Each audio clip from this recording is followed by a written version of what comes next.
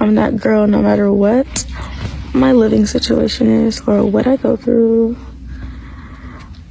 Oh my gosh, I forgot to take off my makeup last night. Bear with me. So I've been living in my car for 4 months now with my dog.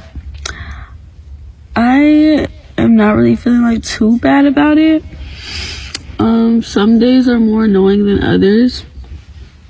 The only problem I feel like we really face that's annoying is like finding somewhere to park without getting bothered, because my dog literally tries to bark at everyone. Day 7, living in a homeless shelter. Start my morning off with journaling my thoughts and my feelings and what I'm thankful for. Meditation, because I'm really starting to lose my damn mind in here. The positivity is truth going out the window. Get my suitcase out, figure what I'm wearing, and also get my toiletries out so I can wash my face and brush my teeth. Deodorant, of course, cannot smell. Put my pajamas up. These things actually starting to make me sweat every night. Place one of my bags on top of the other to make it easier before I change my shoes. I put on... Welcome to my Get Ready With Me morning homeless edition. Good morning. Good morning. Oh my gosh. What do I do first thing in the morning? I get out. My pup and I wake up. We stretch. I'm in some fresh clothes. If I'm feeling breakfast or if I had breakfast, I'll eat breakfast. This is currently all the food that I have right now. A little leftover piece of brownie, and then a leftover bagel, cinnamon bagel. Otherwise, I'll make like an action plan or two, which typically includes food routes if I have time, or bus passes for like drop-in centers. Today I don't have a Get Ready With Me, but this is the outfit that I have been in. And thank you for those that have been showing support.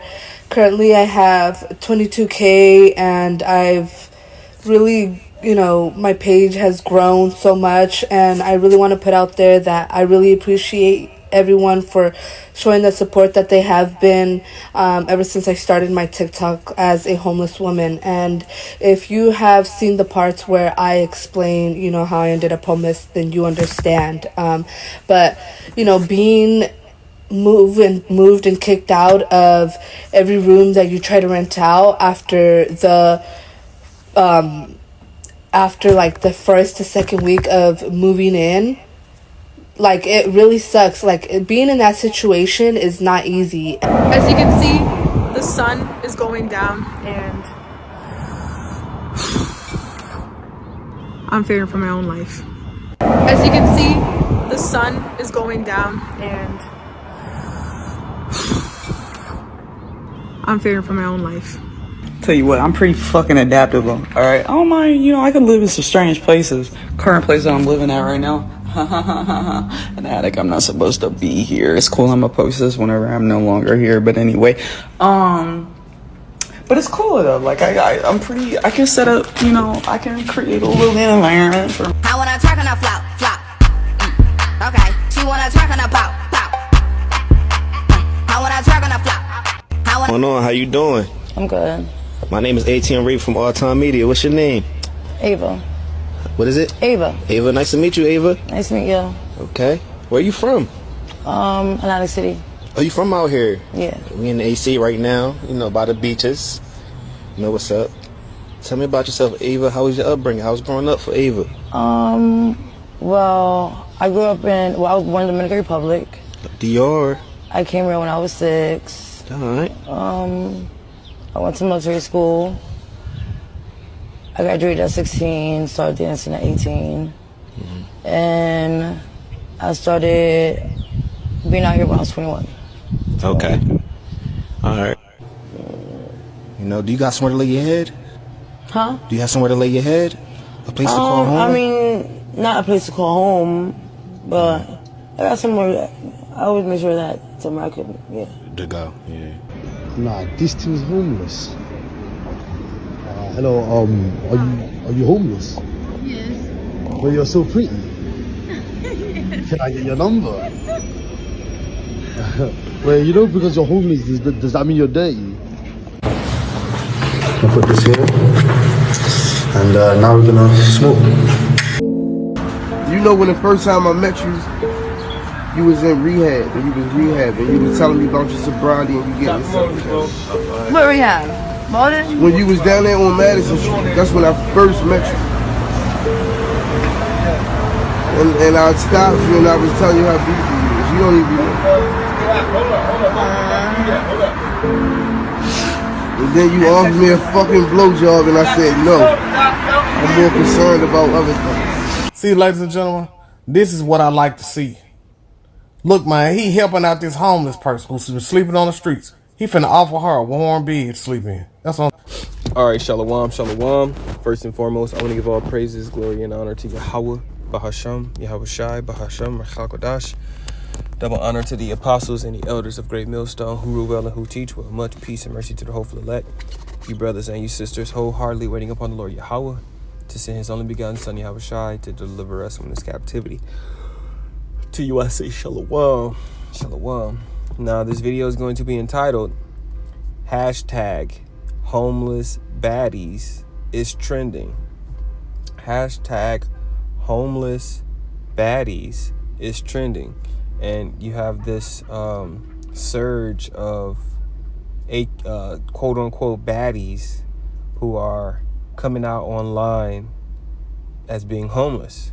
You know, they're actually making content based off of being homeless and how they're surviving.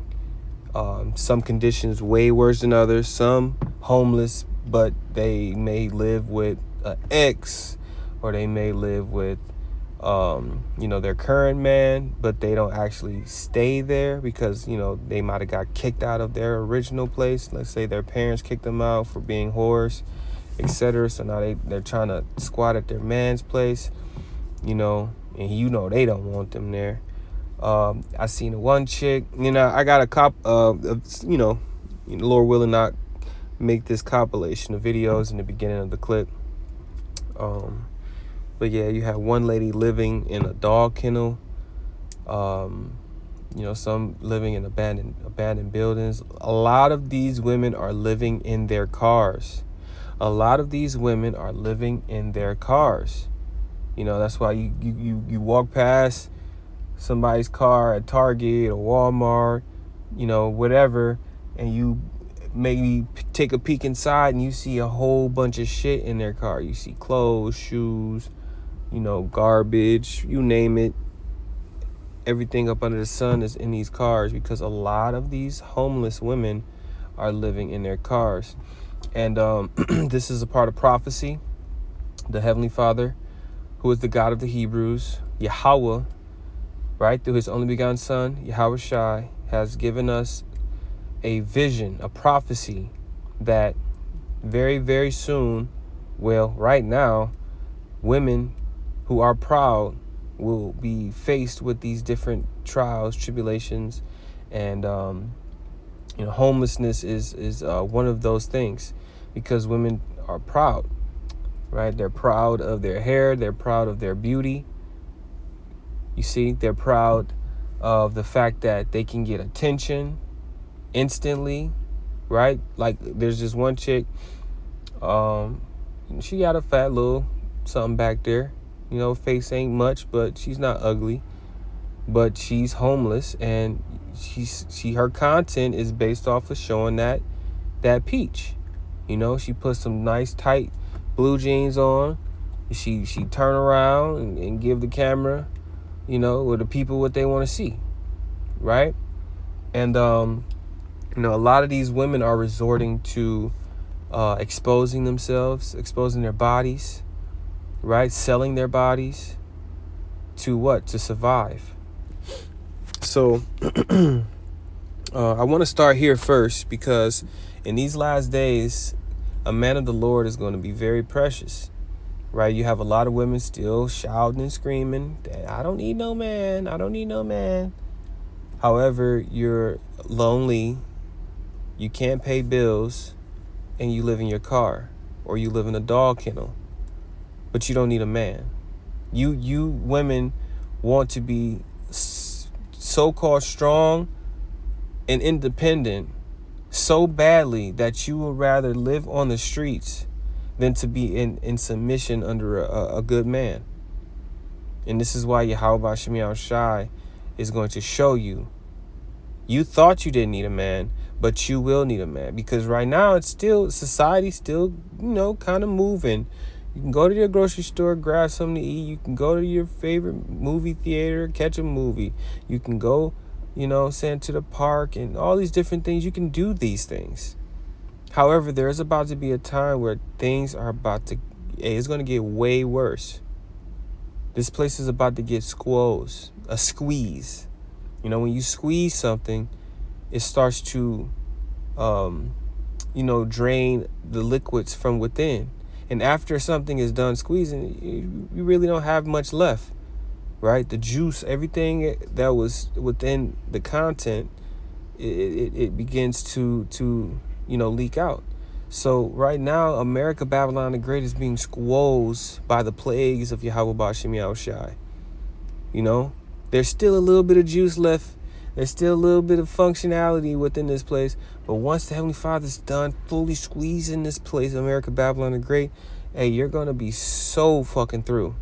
Right now, you can go to the gym and catch a shower, before people show up early in the morning. You can go to this homeless shelters and get a free meal. You can go, on these online apps, TikTok, Instagram, Facebook, and record yourself looking like you're the prize and portraying yourself as the prize. But in actuality, in reality, you're subject to your own pride, your own demise. So this is Isaiah 32. I'm going to start at the first verse. Behold, a king shall reign in righteousness, and princes shall rule in judgment. That king is Yahushai. The princes is the elect. It says, and a man shall be as an hiding place from the wind, and a covert from the tempest. So a man is going to be protection, right, in that day. The scriptures say that alas, that day is great. It is even the time of Jacob's trouble. But he shall be saved out of it. He is the elect. You see? So it says a man shall be as an hiding place from the wind. When the wind is blowing really hard, you need something to wind can blow your ass away, man. That's how bad Jacob's trouble is going to be. It's likened unto a grievous wind. It says, in a covert from the tempest, as rivers of water in a dry place, as the shadow of a great rock in a weary land. And this is the example of how precious a man is going to be. Because in the desert, you praying the Most High for some water, So if you're just located in a dry land, it says that a man, which that man represents an elect man, a man of Yahweh Ba'Shem Yahushai, it says he is likened unto rivers of living water, man. Rivers of water. You can constantly keep going back to the river, fill your water bottle, fill your water bottle, fill your water bottle, drink as much water as you want with running water or rivers of water.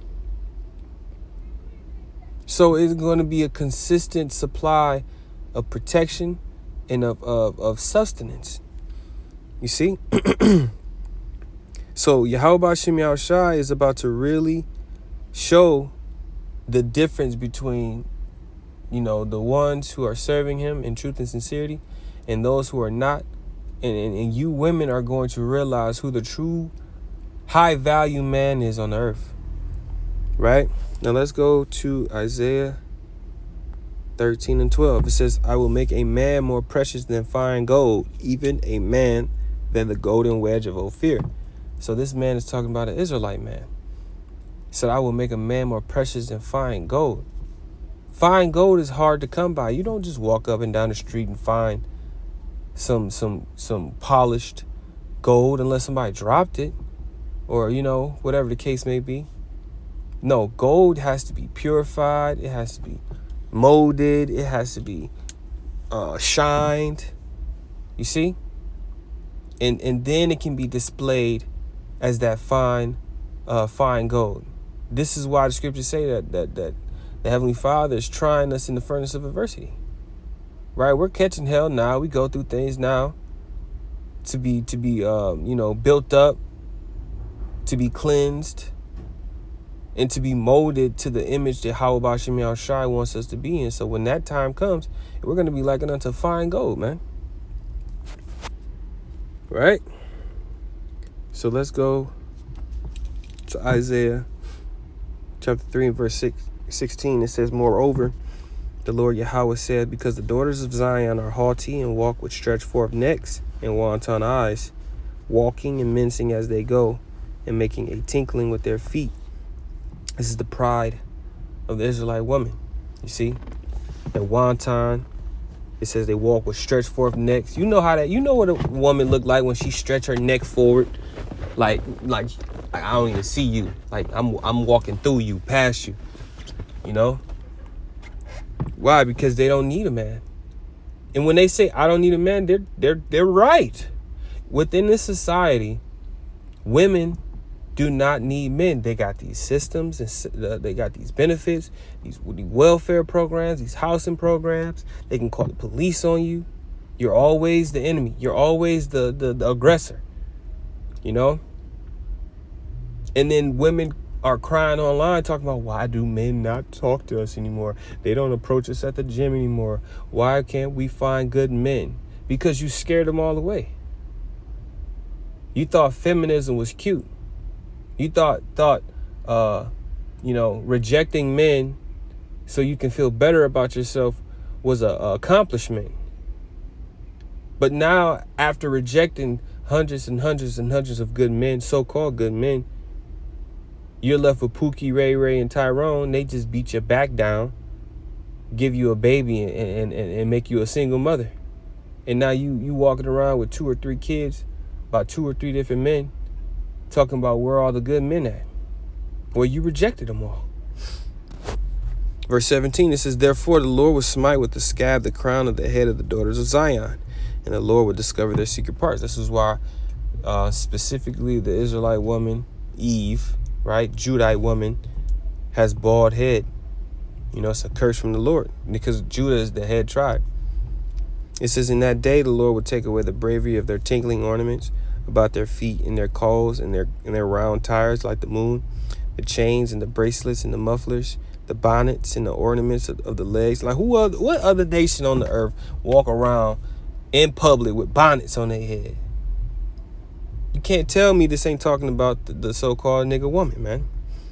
And it all applies to all the tribes, but the main curse, the heavier portion of the curses, is on the head tribe of the nation of Israel, which is Judah. It says, in the headbands, in the tablets, and the earrings, in the rings, and the nose jewels. Right, these nose jewels.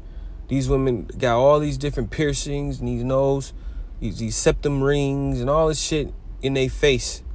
You know, the changeable suit of apparel. Right, you got a whole trunk full of clothes. Right, you know, you sorting through the trunk to find your next outfit, so you can go step out to the club, which is madness, man. You don't even have a roof over your head, and you're more focused and priority is to go party. It says the mantles and the wimples and the crisping pins, the glasses and the fine linen and the hoods and the veils. And it shall come to pass that instead of sweet smell, there shall be stink, and instead of a girdle, a rent. Now, a sweet smell, you know, back in the day, our women had a pleasant smell down there, man. You know, dealing with some of these women, you smell something nasty coming from down there, man. Foul, right? It says instead of a girdle, a rent. You know, a girdle was supposed to make the waist seem slim, you know, bring the waist down so that you know, show some curvaceousness, voluptuousness. But instead of a girdle, a rent, your shit just hanging out. You know what I'm saying? That's why man, some of these women literally tuck their stomach fat in their leggings. You can see the fat tucked into their leggings. That's a rent. It says, and instead of well-set hair, baldness. We already said that.